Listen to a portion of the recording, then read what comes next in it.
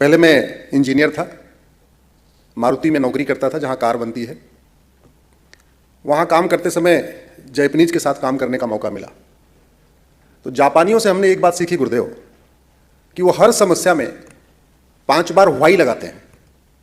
सड़क टूटी, व्हाई। किसी ने आत्महत्या कर लिया, व्हाई। और 5 बार लगाते हैं। सड़क टूटी, व्हाई। मटेरियल खराब था, व्हाई। कमीशन ज़्यादा हो गया, व्हाई। पहले किसी को सजा नहीं मिली, व्हाई। कानून घटिया है, कानून बदल दो, आगे सड़क ठीक हो जाएगी। आत्महत्या किया, व्हाई। घर में खाने के लिए नहीं थे, व्हाई।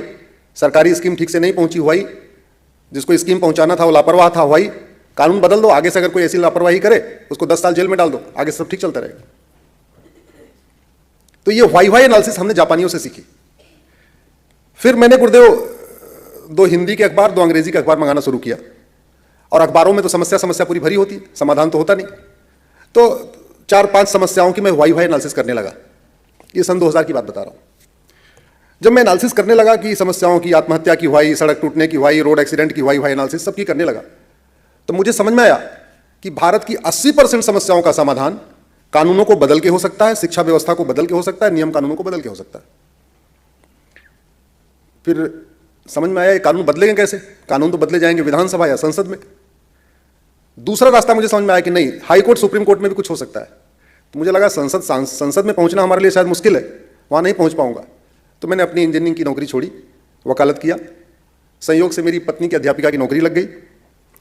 तो उस समय 8,000 रुपये मिलते थे उनको तनख्वाह। उनकी नौकरी से घर चलने लग गया और हमने फिर PIL करना शुरू कर दिया। ये यात्रा ऐसे शुरू हुई। अब तक 160 PIL हो चुकी है। 125 PIL सुप्रीम कोर्ट में है, 35 PIL दिल्ली हाई कोर्ट और अलग अलग हाई कोर्ट में है। हमारी PIL का मुख्य उद्देश्य है सरकार को जगाना, समाज को जगाना, जजों को जगाना, कोर्ट को जगाना। और भगवान के आशीर्वाद, आपके आशीर्वाद से गुरुदेव, अब तक 1,500 अंग्रेजी कानून खत्म हो चुके हैं पिछले 10 वर्ष में। लगभग 25 कानून बने हैं हमारी PIL के बाद। आर्टिकल 370 हमने चैलेंज किया था, आर्टिकल 35 भी हमने चैलेंज किया। लड़कियों की शादी की उम्र 9 साल चल रही है, वो हमने चैलेंज किया। हलाला हमने चैलेंज किया, 4 शादी चैलेंज किया। ऐसे कई सारी कुरीतियां हैं भारत में, उसको एक एक करके चैलेंज किया। कुछ पे कानून बन गए हैं, कुछ पाइपलाइन में हैं, कुछ मामले 2 जजों के सामने चल रहे हैं, कुछ 3 जजों के सामने चल रहे हैं, कुछ 5 जजों के सामने भी चल रहे हैं सुप्रीम कोर्ट में, अलग अलग उस पर चल रहे हैं। आज का ये विषय है राम राज्य। उत्तरकांड में लिखा है, दैहिक दैविक भौतिक तापा, राम राज नहीं काहू ही व्यापा, सब नर करहि परस्पर प्रीति, चलहि स्वधर्म निरत श्रुत नीति।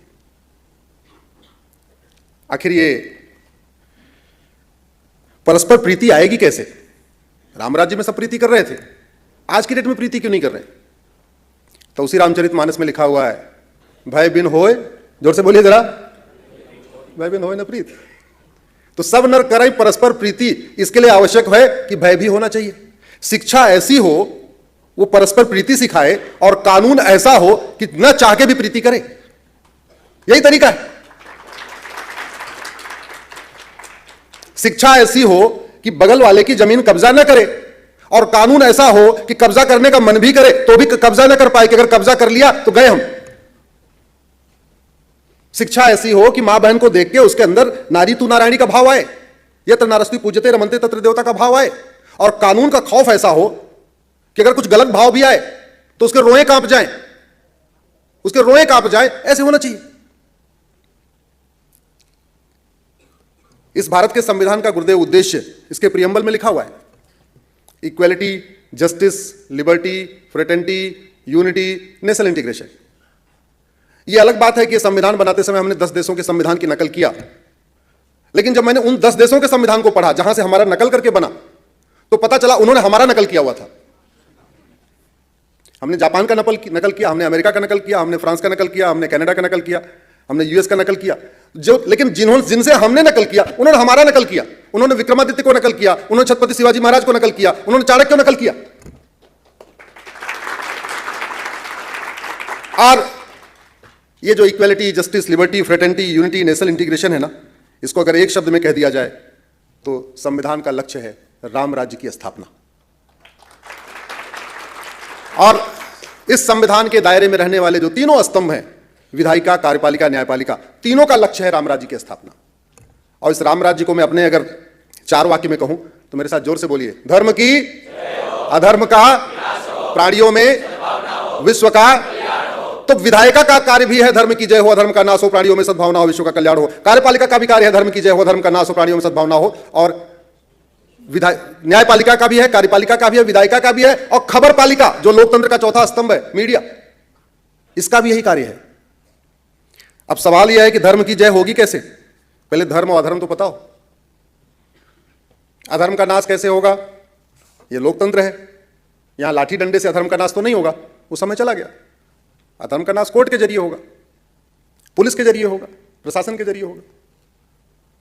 अगर इन चारों में आप देखें, धर्म की जय, अधर्म का नाश, प्राणियों में सद्भावना, मेरा व्यक्तिगत अनुभव यह कहता है कि इन चारों में जो सबसे इंपॉर्टेंट है वो अधर्म का नाश है। वैसे चारों इंपॉर्टेंट है, धर्म की जय करने से अधर्म का नाश नहीं होगा, लेकिन अधर्म का नाश करने से धर्म की जय जरूर होगी। धर्म की जय करने से प्राणियों में सद्भावना होगी, लेकिन गारंटी नहीं है। लेकिन धर्म की जय करने के साथ अधर्म का नाश किया तो प्राणियों में सद्भावना होगी, गारंटी है। और लोकतांत्रिक व्यवस्था में अधर्म का नाश करना इस समाज का कार्य नहीं है। हमें पता है कि यह व्यक्ति बलात्कारी है, क्या मैं उसका मर्डर कर सकता हूं? क्या, जोर से बोलिए, नहीं। तो शासन, समाज, इसमें गुरुदेव समाज धर्म की जय तो कर सकता है, लेकिन समाज अधर्म का नाश नहीं कर सकता। मुझे पता है ये घुसपैठिया है, मैं उसको लाठी से नहीं पीट सकता। मुझे पता है ये चोर है, मैं लाठी से नहीं पीट सकता। मुझे पता है ये अत्याचारी है, मैं लाठी से नहीं पीट सकता। मैं मैक्सिमम क्या कर सकता हूं? 112 नंबर डायल कर सकता हूं, पुलिस को बुला सकता हूं, अपनी गवाही दे सकता हूं, इतना कर सकता हूं। तो अधर्म का नाश नहीं हो रहा है, तो उसका मूल कारण है कि भारत की न्यायिक व्यवस्था गड़बड़ है, भारत की पुलिस व्यवस्था गड़बड़ है। अगर दुबई में अवैध निर्माण करने कोई नहीं करता, लेकिन भारत में अवैध निर्माण करता है, दुबई में नशा तस्करी नहीं होती, सिंगापुर में नशा तस्करी नहीं होती, लेकिन भारत में होती है, तो स्वाभाविक सी बात है उनकी दवाई ज्यादा अच्छी है। और डॉक्टर से ज्यादा दवा का अच्छा होना जरूरी है,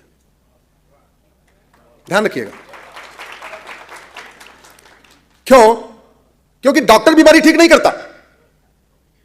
शरीर के अंदर डॉक्टर नहीं जाता, शरीर के अंदर इंजेक्शन जाता है, दवाई जाती है, वैक्सीन जाती है, टैबलेट जाती है। तो अच्छा क्या होना चाहिए? जोर से बोलिए जरा, दवाई। इसलिए अब डॉक्टर तो बढ़िया मिल गया है, अब क्या चाहिए? अच्छी।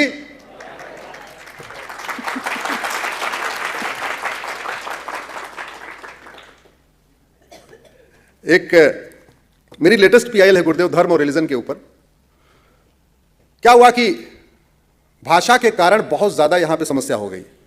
हमारे पास जो अल्फाबेट हैं वो 52 है, क ख ग घ से लेके लास्ट तक। अंग्रेजी में अल्फाबेट 26 है। अंग्रेजी में केवल 1 करोड़ शब्द हैं, हमारे हिंदी संस्कृत में 10 करोड़ शब्द हैं। इसलिए वहां पे मौसी भी आंटी, मामी भी आंटी, चाची भी आंटी, बड़ी अम्मा भी आंटी, सब आंटी।